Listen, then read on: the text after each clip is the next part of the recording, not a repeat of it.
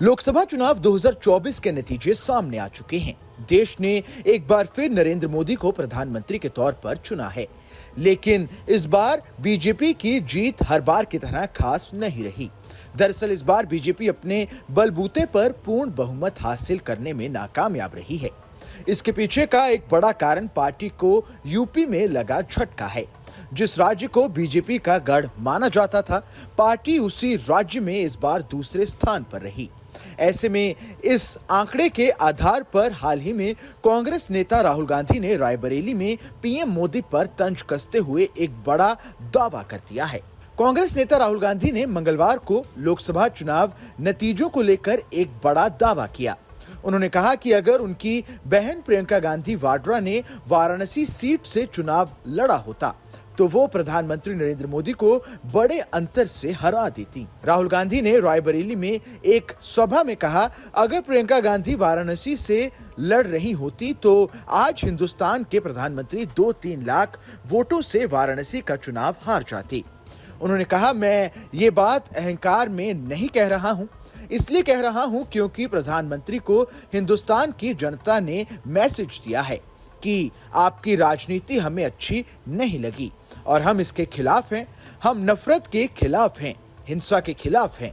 राहुल ने इस दौरान क्या कुछ कहा, आइए आपको बिना किसी देरी के सुनाते हैं।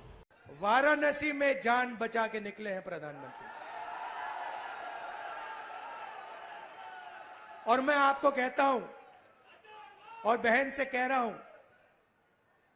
अगर ये लड़ जाती वाराणसी में, अगर ये लड़ गई होती तो आज हिंदुस्तान के प्रधानमंत्री 2-3 लाख वोटों से वाराणसी का चुनाव हार जाते।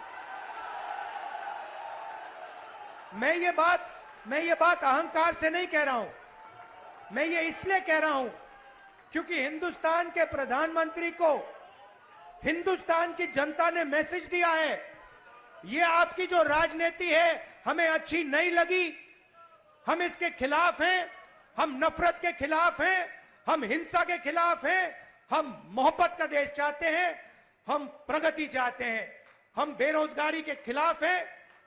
आपने 10 साल इस देश में बेरोजगारी फैलाई, नफरत फैलाई, हिंसा फैलाई और हिंदुस्तान की जनता ने हिंदुस्तान के प्रधानमंत्री को जवाब दिया है।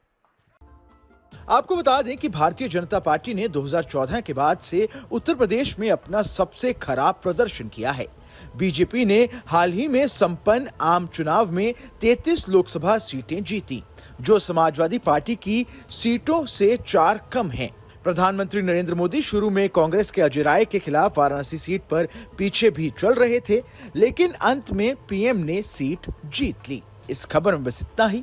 ये खबर आपको कैसी लगी हमें कमेंट कर जरूर बताएं। देश दुनिया की तमाम बड़ी खबरों के लिए देखते रहें न्यूज़ नेशन का डिजिटल प्लेटफॉर्म।